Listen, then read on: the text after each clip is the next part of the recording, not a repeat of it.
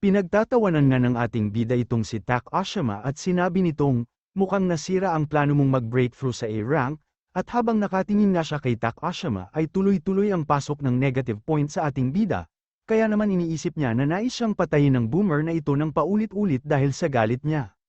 Muli iniisip ng ating bida na hindi niya man napatay ito, pero bilang isang C-rank at napigilan niya ang pag-breakthrough ni Tak Ashima ay sapat na daw ito at hindi nga nasayang ang pagsakripisyo ni Liu Ziyu. Humihingi na nga din ng patawad ang ating bida kay Xiao Yu dahil sa mukhang hindi na umano siya makakabalik, hanggang sa ilang sandali pa ay naisip niya ang kanyang kapatid at ang magiging paghihinagpis nito kung sakaling mawawala siya. Kaya naman tila nagkaroon ng lakas ang ating bida at pinipilit niyang tumayo, dahil nangako daw siya kay Xiao Yu na babalik din siya. Sa pagtayo nga ng ating bida ay iniisip niyang pag namatay siya ay hindi na niya maprotektahan si Xiao Yu. Habang si Tak Ashima naman ay iniipon ng bloodline sa kanyang kamay at naghahanda na sa pag-atake. Iniisip naman ng ating bida na meron pa siya ng Snow Mountain at ito ang huli niyang pag-asa o baraha kaya hindi pa siya maaaring sumuko. Pasugad naman na si Tak Ashima habang sinasabi na mamamatay na ngayon ang ating bida. Pero napatigil at nagulat ito sa pagdating ng nagagalit pa ding Carol, sinabi nga nito na andito siya upang ipaghiganti ang ating bida. Nangiti lang naman si Tak Ashima at sinabing buti dumating ka na. Asa na ang iyong mga Knights leader ng Immortals, habang si Coral naman ay iniisip na masyadong mahirap ang laban sa labas at buti na lang ay nakapasok ito bago tuluyang maubusan ng lakas ang mga Knights niya. Nagulat naman ang dalawa nang makita nila ang isa't isa kung saan hindi pa nga makapaniwala si Coral kung siya ba talaga ang ating bida, na sinabi lang namang buti nandito ka na patayin muna natin tong boomer na bago tayo magkwentuhan. Na sinang-ayunan naman agad ni Coral kaya natahimik at lalong nainis lang si Tak Ashima. Agad ngang tinipo ni Coral ang kanyang lakas at nag-cast ng pag-atake gamit ang Odin's Gangner na kumikidlat-kidlat pa, pero mabilis din namang tinipo ni Tak Ashima ang kanyang lakas at naglabas ito ng dalawang Blood Dragon, pero nagulat ito nang ang sibat ni Coral ay hindi pinansin ang dalawa niyang dragon gayunpaman ay naiwasan naman niya ang pag-atake nito na tumama lang sa sagig. Pero bigla na namang nasa harapan niya si Coral na handa ng umatake, kaya iniisip ni Tak Ashima na mabilis ito pero hindi siya makapaniwala na ang sibat ni Coral ay kaya batasin ng Blood Dragon niya. Pero hindi umano sapat ito at tipo niyang muli ang lakas niya sa kanyang mga kamao at sinuntok nito si Coral, dahilan upang mahagis at bumagsak ito kaya naman masyado ang pag-aalala ng ating bida. Pero sinabi naman ni Coral na ayos lang siya habang ang ating bida ay mabilis namang nahulog mula sa kinatatayuan niya. Tinatawanan nga ni Tak Ashima ang mga ito habang si Coral naman ay nahihirapan pa sa pagtayo. Habang pinapanood nga ni Tak Ashima si Coral ay sinabi nitong huwag ka nang magsayang ng iyong lakas dalaga hindi mo ako kayang saktan. Iniisip naman ni Coral na tama si Tak Ashima at hindi nga niya ito mapipinsala gamit lang ang kanyang kapangyarihan habang patuloy pa ding pinipilit tumayo at tinitipon ang kanyang kapangyarihan. Ay sinabi nitong basta matulungan ko lang si Lu Shu, hindi na mahalaga kahit mamatay pa ako. Kaya naman sinabi ni Tak Ashima na kung yan ang nais mo ay uunahin na kitang ipadala sa impyerno. Pero muling nagulat ito at napapatanong sa kung anong nangyayari matapos tumalsik ang dugo sa kanyang muka.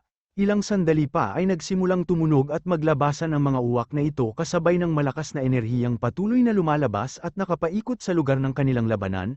Ayon nga kay Tak Ashima ay ito ang Sword Pix exclusive Echo of Force.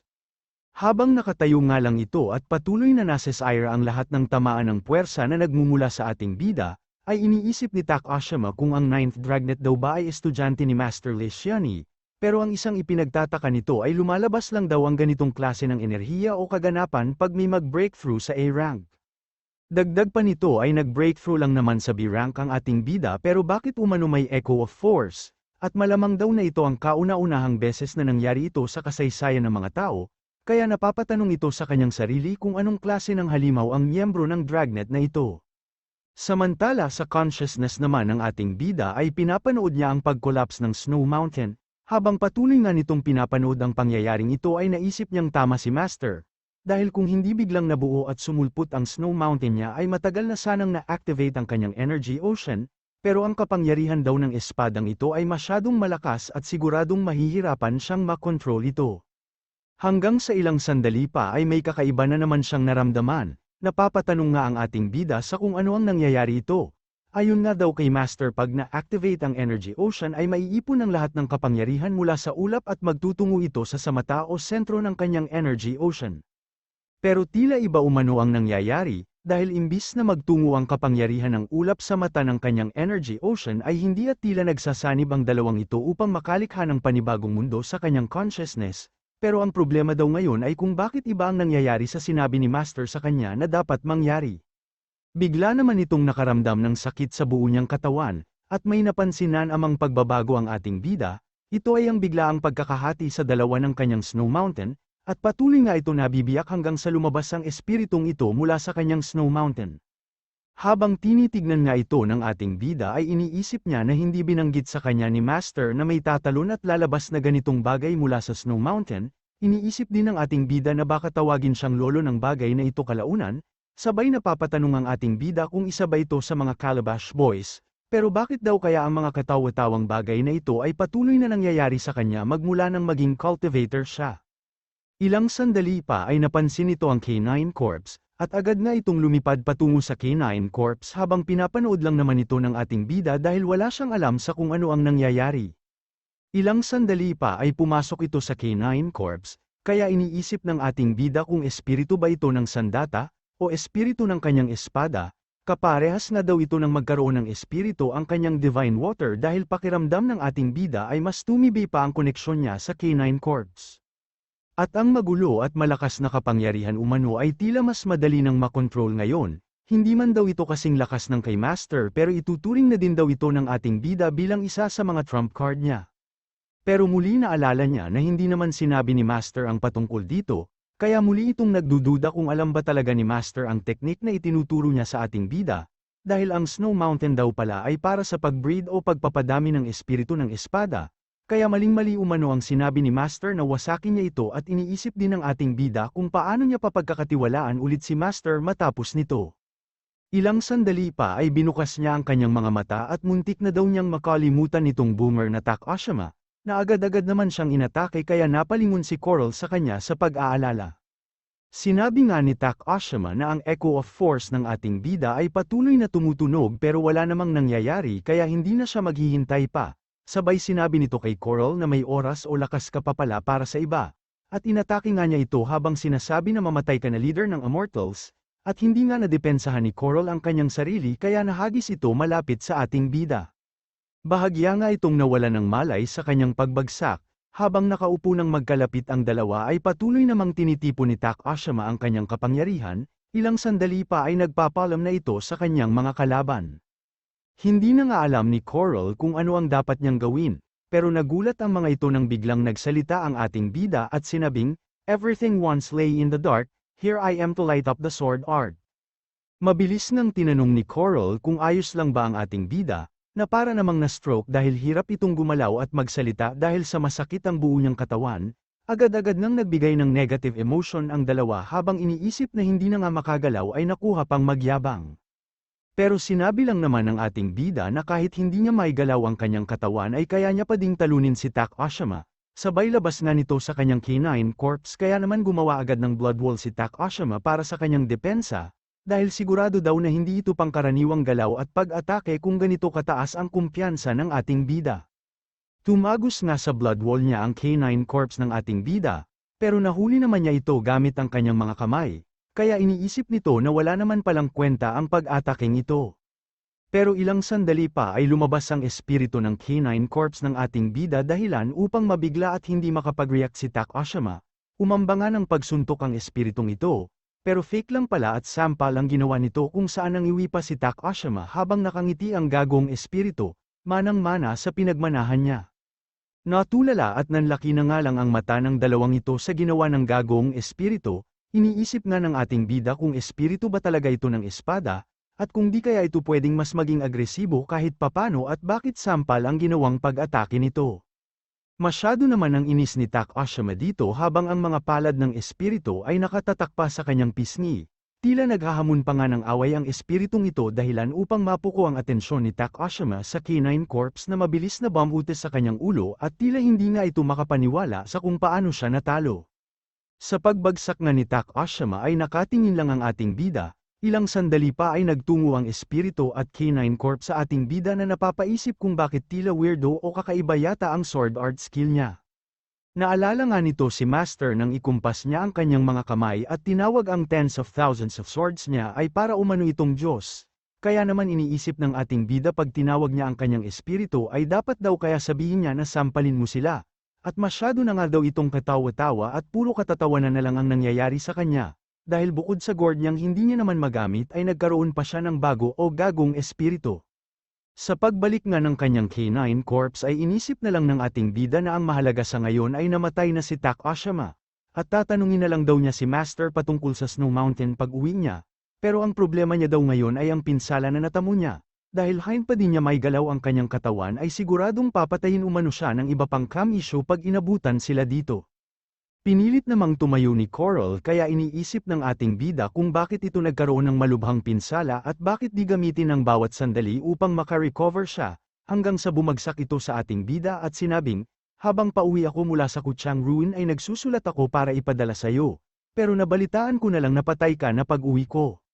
Lahat nga daw sa Immortals ay ayaw siyang payagan na ipaghiganti ang ating bida, pero pakiramdam niya daw ay wala nang saysay ang kanyang buhay pag hindi niya ito ginawa.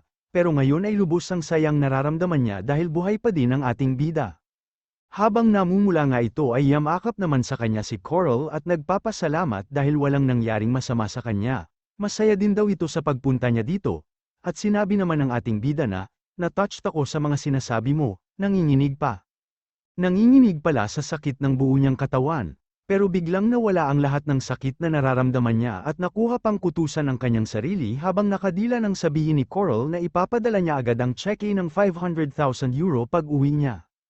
Nangiti na nga lang si Coral habang sinasabi na wala pa ding pagbabago sa team bida, ay nalalaya niya nga ito sa pagtayo at kailangan na daw nilang umalis, sabay pasan sa ating bida. Kaya napatanong ito kung kaya niya ba talaga at mas mainam umano kung ibaba na siya nito dahil alam niya naman malubha din ang pinsalang natamo ni Coral. Pero sinabi lang naman ni Coral na mas mabuti ang lagay ko kaysa sayo. Iniisip nga ng ating bida na mula sa lahat ng laban na nangyari sa pagpunta ni Coral dito ay siguradong malubha din ang injury nito. Pero willing pa din itong buhatin at ilabas ang ating bida sa lugar na ito. Naawa nga daw siya kay Coral pero may kakaiba din umano siyang nararamdaman at pagkasama nga daw niya ito ay pakiramdam niya na ligtas siya palagi. Ganito din daw ang nararamdaman niya pagkasama niya si Xiaoyu. At kaya niyang pagkatiwalaan o ipagkatiwala maging ang buhay niya sa mga ito, at mukhang hindi na nga daw niya matatanggihan si Coral, nang mapansin naman niya ang katawan ni Liu Ziyu ay pinakiusapan niya si Coral na dalhin siya doon dahil may kailangan siyang gawin bago sila umalis. Paglapit nga nila dito ay tinanong ni Coral kung sino ito, sinabi naman ng ating bida na isa ito sa kasamahan niya at hindi man daw nauunawaan ni Coral ang salitang tungpaw pero namatay ang lalaking ito para sa ating bida. Ginamit nga niya ang Mountain Seal upang maangat ang katawan nito, sunod ay nagpasalamat siya dito dahil malamang sa patay na siya kung hindi sinakripisyo nito ang kanyang sarili, at magiging tangpao nga daw ulit sila sa susunod nilang buhay at tatandaan ang lahat ng sinabi nito. Ilang sandali pa ay pinasok nito ang katawan ni Liu Ziyu sa kanyang seal. Tinanong naman ni Coral kung bakit niya nilagay sa Mountain Seal ang katawan nito at sinabi nga lang ng ating bida na kailangan niya itong iuwi. Kaya tinanong din naman Coral kung pwede ba niyang iuwi ang ating bida. Tinanong din niya ang ating bida kung pwede ba siya nitong makasama hanggat nabubuhay sila. Pero kung hindi pa daw makakasagot ngayon ang ating bida ay maghihintay na lang siya.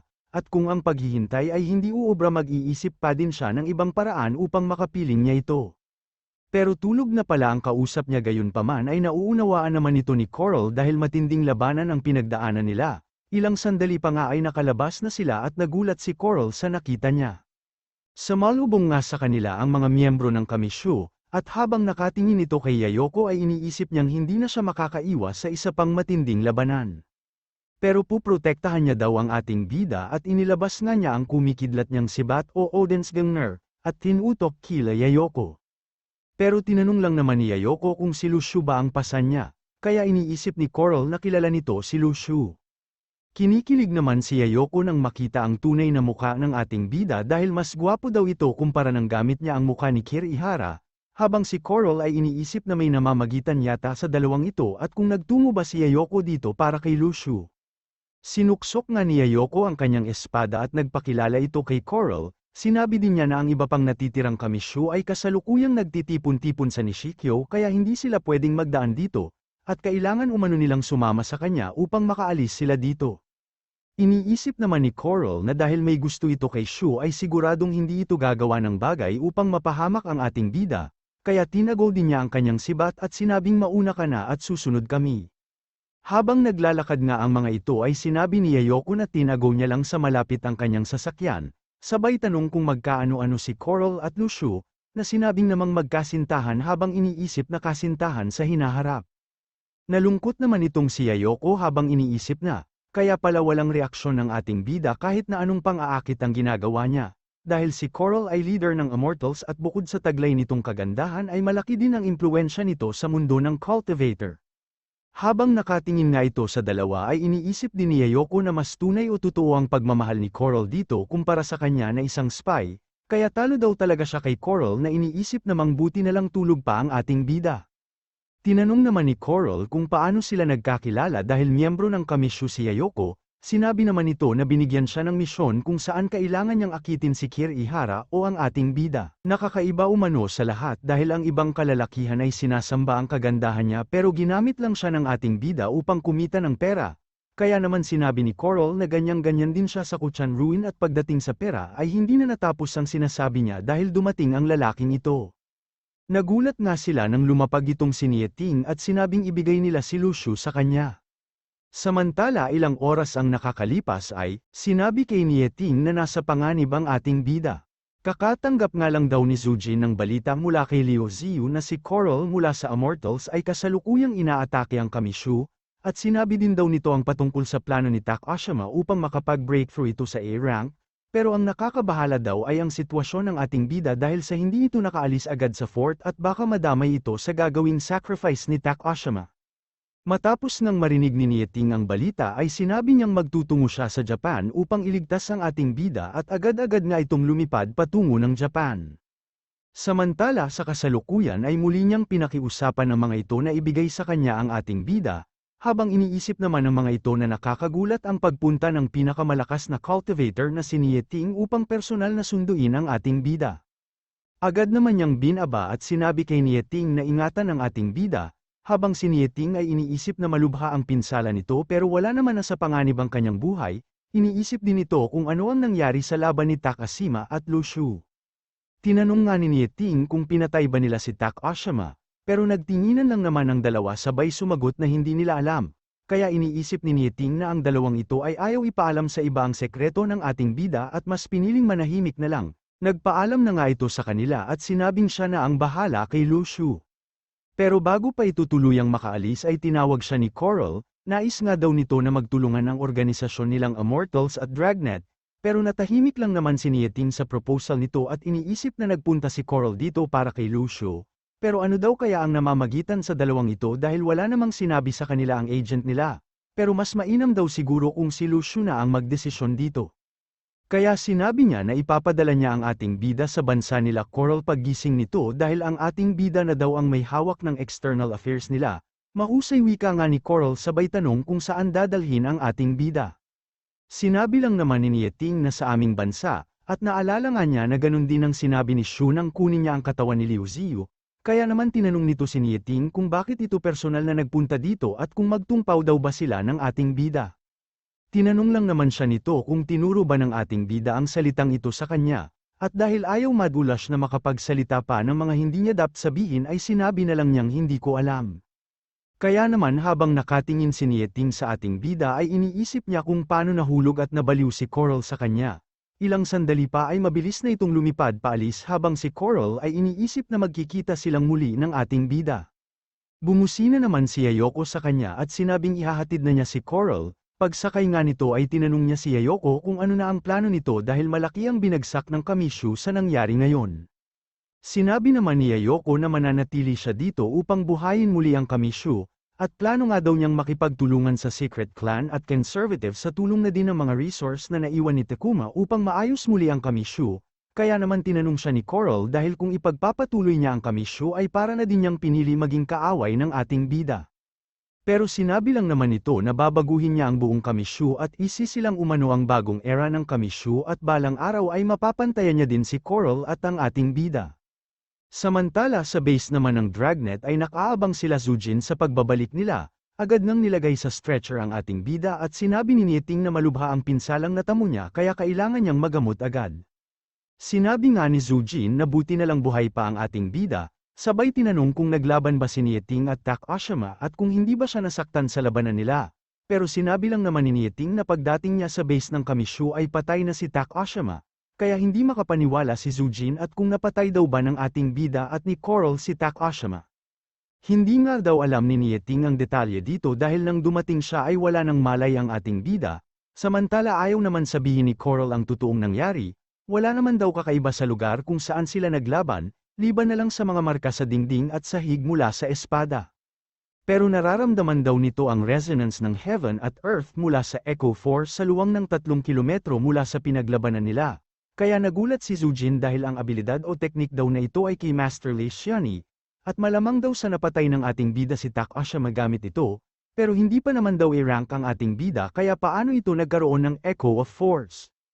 Sinabi naman ni Nieting na malalaman lang natin ang lahat ng sagot dyan paggising niya, at hindi nga daw niya inaasahan na ang batang nagtitinda lang ng stinky tofu na lagi niyang inoobserbahan ay ganito kabilis ang pagtaas ng rank at kapangyarihan niya, at nakakabaliw nga daw isipin ito ayon kay Zujin. Samantala paggising naman ng ating bida ay napapatanong ito kung nasaan siya habang iniisip na naghilom na ang kanyang mga injury, ilang sandali pa ay napansin niyang ang dekorasyon sa kwartong ito ay tulad ng sa kanilang bansa. Kaya napapatanong siya sa kanyang sarili kung nakauwi na ba siya, kung saang lugar ito at kung sino ang nag-uwi sa kanya, hanggang sa ilang sandali pa ay bumukas naman ang isang pintuan at pumasok naman si Zujin dala-dala ang gamot ng ating bida at sinabing inumin na muna niya ito at ipagluluto niya ito ng makakain. Hindi nga ito makapaniwala sa kung ano ang nangyayari at kung bakit siya nasa bahay ni Zujin, dahil si Zujin umano ay isa sa Dragnet o isa sa may pinakamataas na posisyon sa Dragnet pero kasalukuyan siyang inaalagaan nito. Pero biglang nagulat ang ating bida dahil biglang kumalabog mula sa sipa nito ang pintuan, may dala-dala na nga itong pagkain para sa ating bida, nakasalukuyang napapaisip kung bakit tila casual at laging nakangiti lang ito sa kanya at kung nasaan na ang malamig o supladong karakterisidad nito bilang isang henyo.